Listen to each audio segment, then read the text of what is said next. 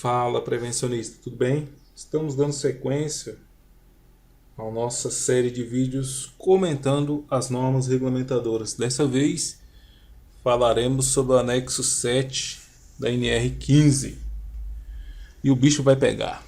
Essa norma é muito polêmica e não existe apenas uma linha de entendimento em relação ao cumprimento dela.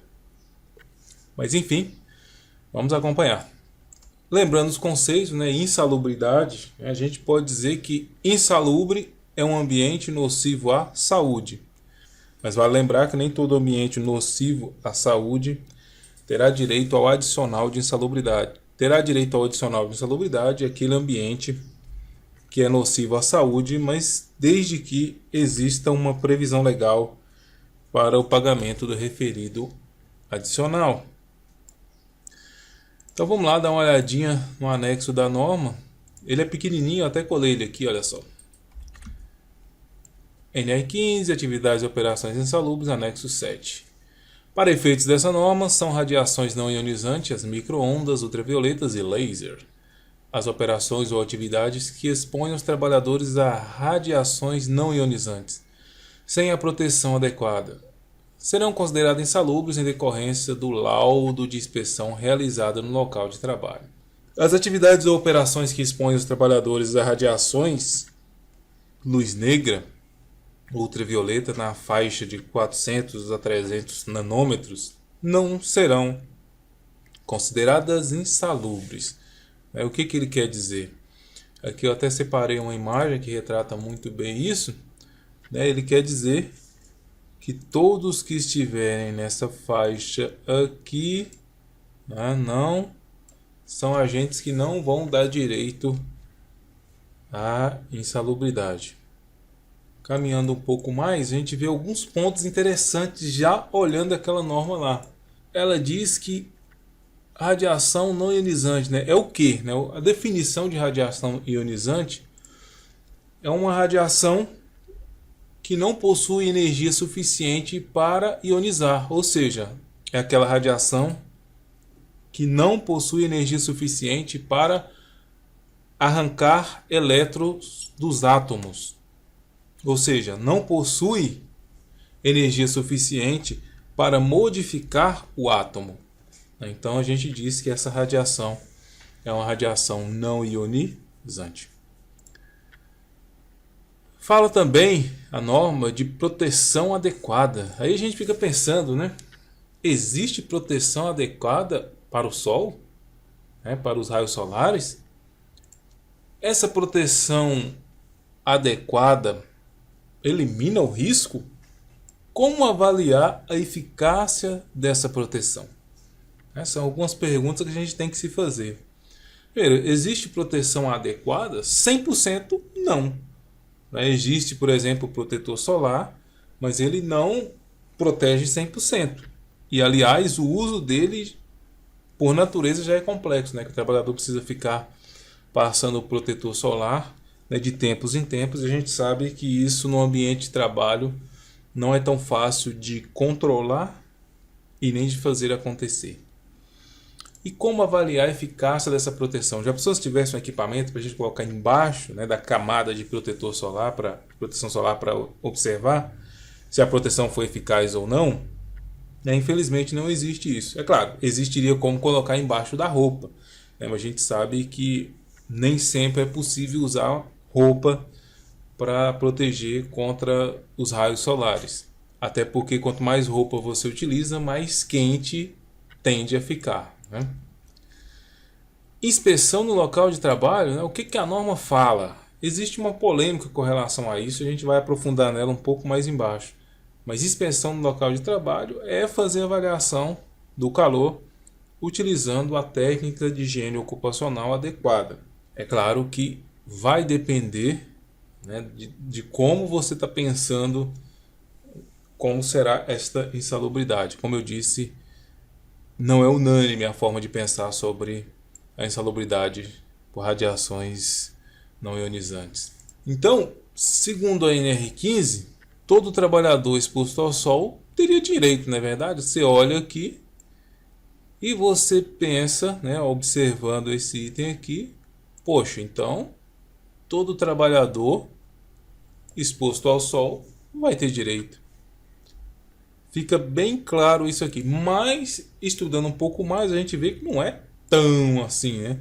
Na prática, existe até essa orientação jurisprudencial número 173, que diz o seguinte: adicional de insalubridade, atividade a céu aberto, exposição ao sol e ao calor. Antigamente só existia esse item 1, né? Agora surgiu o item 2 também, agora não, já faz um tempo. Então dizia o seguinte: ausente de previsão legal, indevido adicional de insalubridade ao trabalhador em atividade a céu aberto, por sujeição à radiação solar. E o que ele estava dizendo isso? Ele estava querendo dizer que o simples fato do trabalhador estar exposto à radiação solar não traria para esse trabalhador o direito ao adicional de insalubridade. Tempos depois surge a parte 2 e mostra o seguinte: tem direito ao adicional de insalubridade o trabalhador que exerce atividade exposto ao calor, desde que o que acima dos limites de tolerância. Aí fala, olha só, inclusive em ambiente externo com carga solar. Então, esse item já matou a charada. Falou, olha, ambiente externo com carga solar acima do limite de tolerância, previsto no anexo 3, que fala sobre calor, dá direito ao adicional de insalubridade. Essa orientação jurisprudencial, o que ela fez? Ela vinculou o pagamento de insalubridade ao limite de tolerância. E aí a galera fica louca, né? Fica pensando, poxa, e aquele pessoal lá do Nordeste, que o sol lá é quente pra chuchu, hein? E o pessoal lá do Rio, 40 graus, né? Quando o Rio de Janeiro tá quentão, tá no 12, como é que fica? Insalubridade para todo mundo? E a galera de Manaus, né? Calor infernal. Todo mundo vai ter direito ao adicional de insalubridade nesse caso? A gente vale lembrar, né, uma coisa que até o Mário já falou em um vídeo que a gente conversava sobre esse tema. O problema do calor é que, mesmo em um período de curta exposição, pode causar um grande dano à saúde. O Mário Sobral até contou uma historinha lá, verdadeira, que ele estava lá, acho que era numa procissão, e aí, no sol quente, tal, e ele andando, quando vê, buf, Mário Sobral desmaiou. Olha só, coisa terrível. Já pensou matar um gênio daquele? Pois é, justamente por conta do calor. Então, mesmo uma pequena exposição pode causar grandes efeitos. Por isso a preocupação e por isso até o adicional de insalubridade. O lado ruim é que esse adicional é complicado de você controlar a exposição ao risco, né?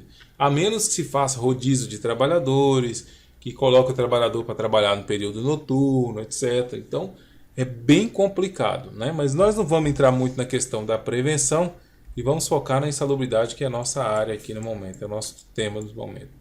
Então, existe um problema, né? Que a NR em si, ela acaba sendo subjetiva, né? Não tem como negar isso. E por isso a gente até já falou em outras vezes, e reitero aqui, que a NR15 carece de alteração, né? Porque não se pode ficar, né, nesse nível absurdo de subjetividade. Por isso ela carece de alteração urgente para que se torne mais objetiva.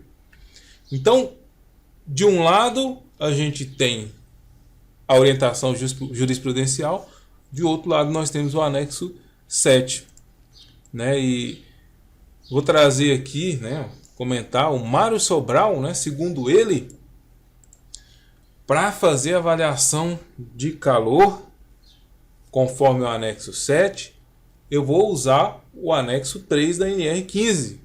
Vou simplesmente usar aquela fórmula de exposição com carga solar.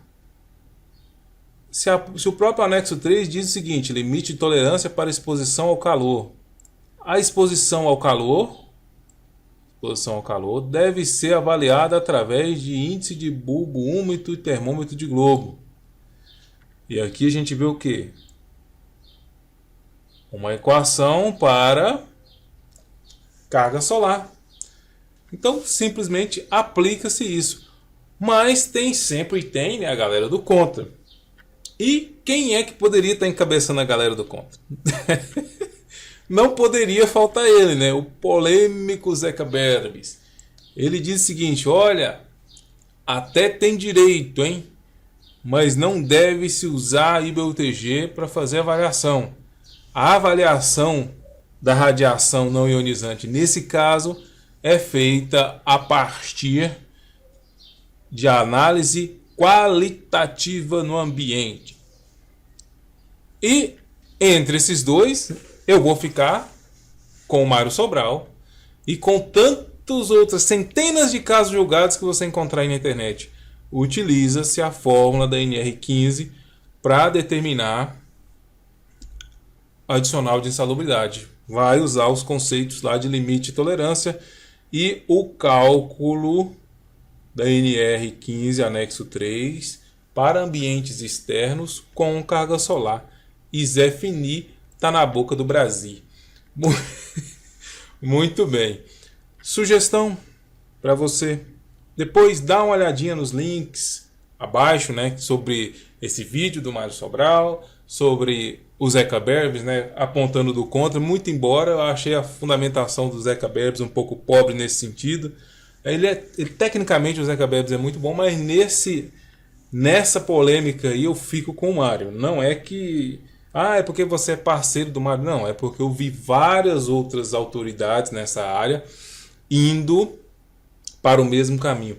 Inclusive o nosso colega Alexandre Pinto da Silva, no livro onde ele fala sobre insalubridade e periculosidade. Ele vai no mesmo sentido, no sentido de observar a orientação jurisprudencial, ou seja, na hora de fazer a caracterização do ambiente externo com carga solar, utilizar a fórmula do anexo 3 da NR15. Espero que você tenha gostado do vídeo de hoje. Se gostou, curte aí, se inscreva. Acesse lá o nosso site, Segurança do Trabalho, NWN. Acesse o site do Mário Sobral, Jornal Segurito. E a gente se vê semana que vem, se Deus quiser. Tchau. Olá, eu sou o mentor do site Segurança do Trabalho, NWN. Olá, eu sou Mário Sobral, do Jornal Segurito. E juntos estamos fazendo